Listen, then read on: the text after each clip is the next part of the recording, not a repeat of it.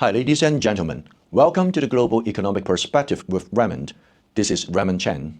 With Spain winning the World Cup over Argentina last week, many of us are relieved that football won. Well, the FIFA World Cup has always been much more than a football tournament. Every 4 years, it becomes the world's largest festival of sports, culture, commerce, and diplomacy. The 2026 FIFA World Cup, jointly hosted by the United States, Canada, and Mexico, has elevated its phenomenon to an entirely new level. With more participating teams, more matches, record-breaking television audience, and unprecedented commercial revenues, the tournament is estimated to have generated well over US 15 billion in FIFA revenues, while contributing tens of billions of dollars in broader economic output across the three host nations.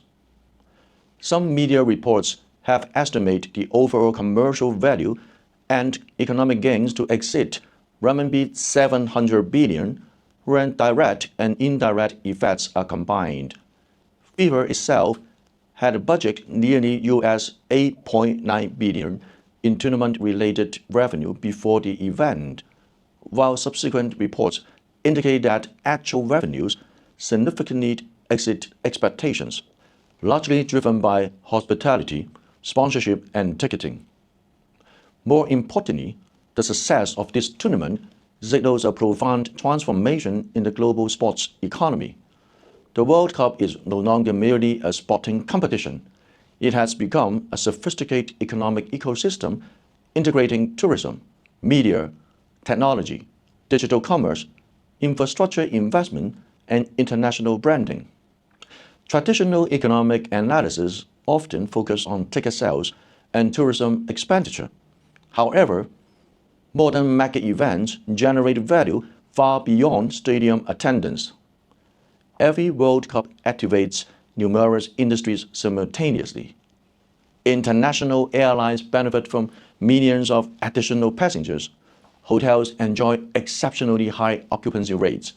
Restaurants, retail stores, entertainment venues, and local transportation systems all experience significant increase in consumer spending.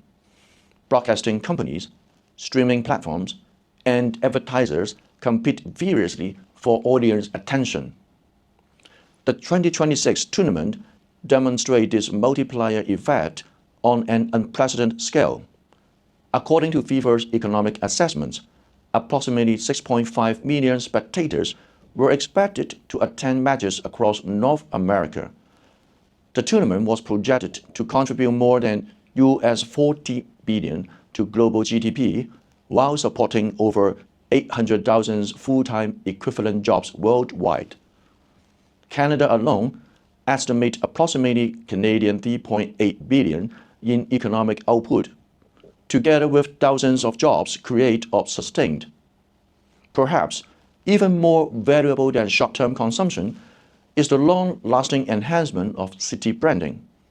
Cities such as New York, Los Angeles, Dallas, Toronto, Vancouver, and Mexico City have all strengthened their global presence.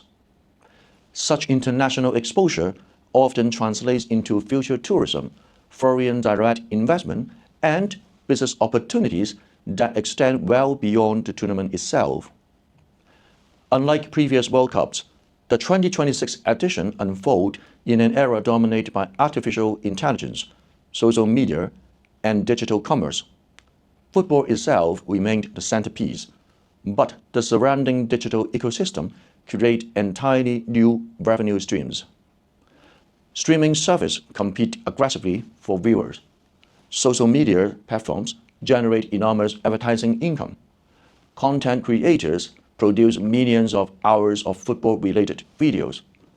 Sports betting, fantasy football games, merchandise sales, and mobile commerce all experienced explosive growth.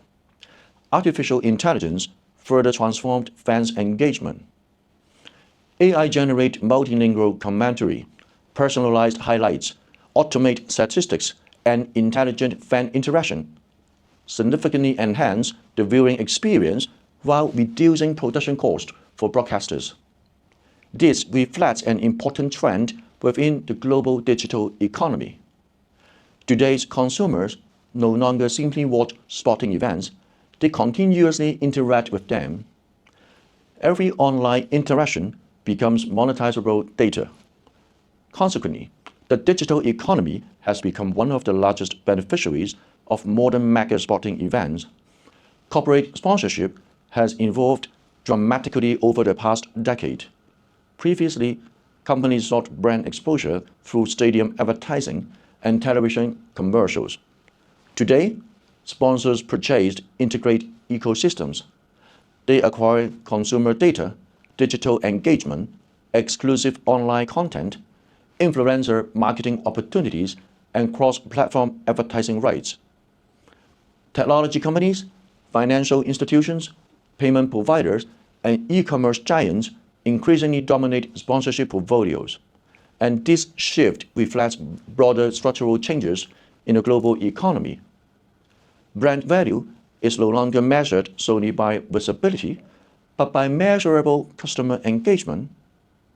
The World Cup has become one of the world's most effective customer acquisition platforms.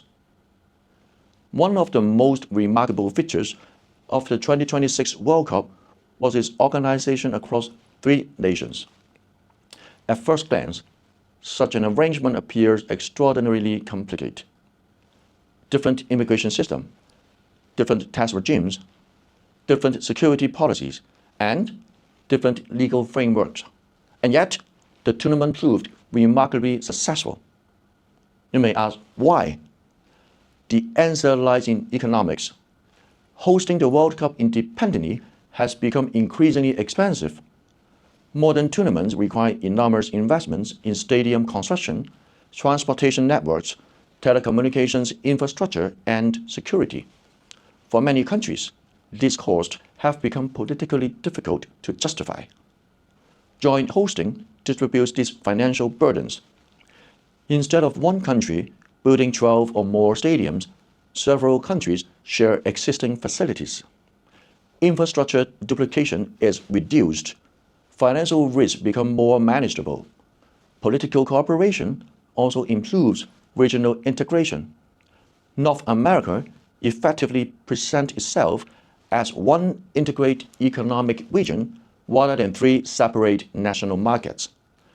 This model is likely to become increasingly attractive for future mega events. Environmental sustainability has become another decisive factor. Large sporting events have historically attracted criticism over excessive construction, underutilized stadiums, and high carbon emissions. Joint hosting addresses several of these concerns. Existing infrastructure can be utilized more efficiently. Construction requirements are reduced. Legacy utilization improves considerably. Future tournaments will almost certainly place greater emphasis on sustainability, environmental governance, and long-term urban planning. Mega events are increasingly evaluated not only by commercial success, but also by their environmental footprint. The World Cup also carries significant geopolitical implications. International sporting events have long served as instruments of soft power. The 2026 tournament allowed the United States to reinforce its global leadership following years of geopolitical uncertainty. Canada showcased political stability and multicultural inclusiveness.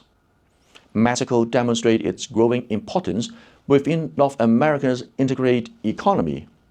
Together, the 3 countries project an image of regional cooperation despite continuing political disagreements on immigration, trade, and border security.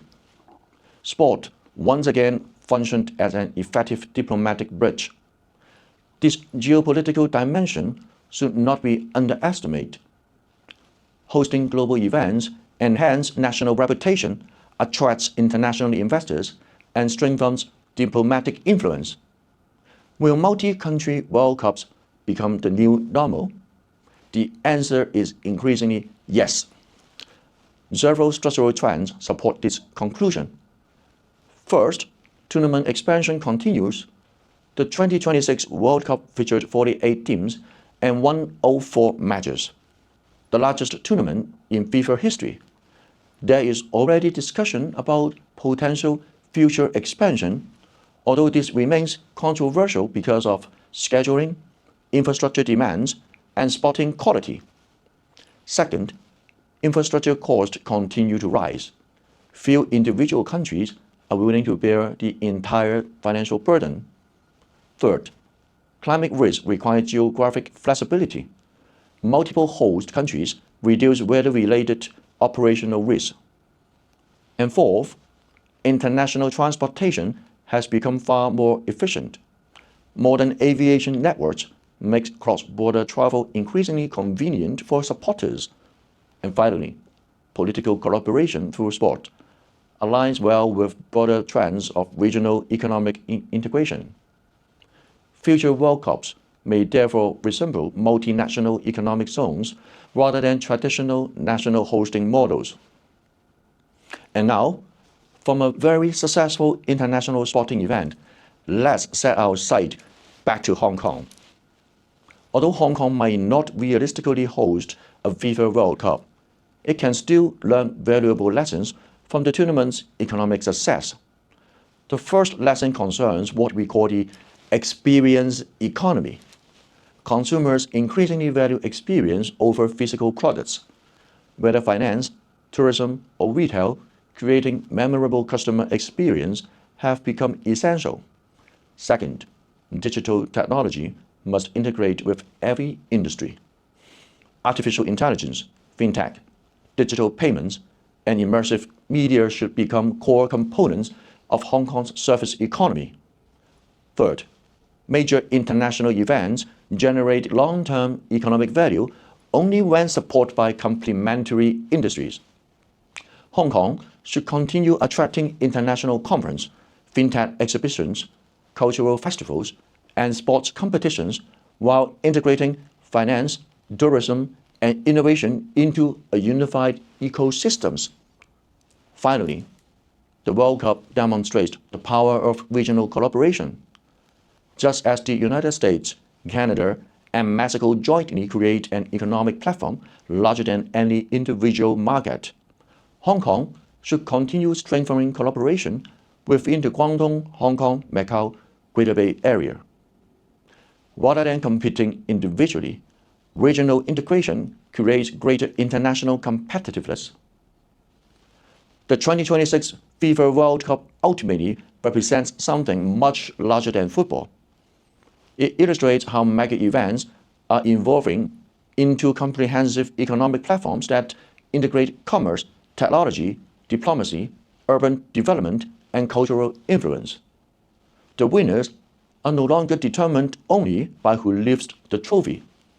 They include technology companies expanding digital ecosystems, financial institutions facilitating global transactions, tourism industry welcoming millions of visitors, cities enhancing international competitiveness, governments strengthening national brands, and business discovering entirely new consumer markets. In the 21st century, sporting events have become strategic economic assets. A football match lasts for 90 minutes. Well, maybe 120 minutes for overtime and penalty shootout. However, the economic impact will last for decades.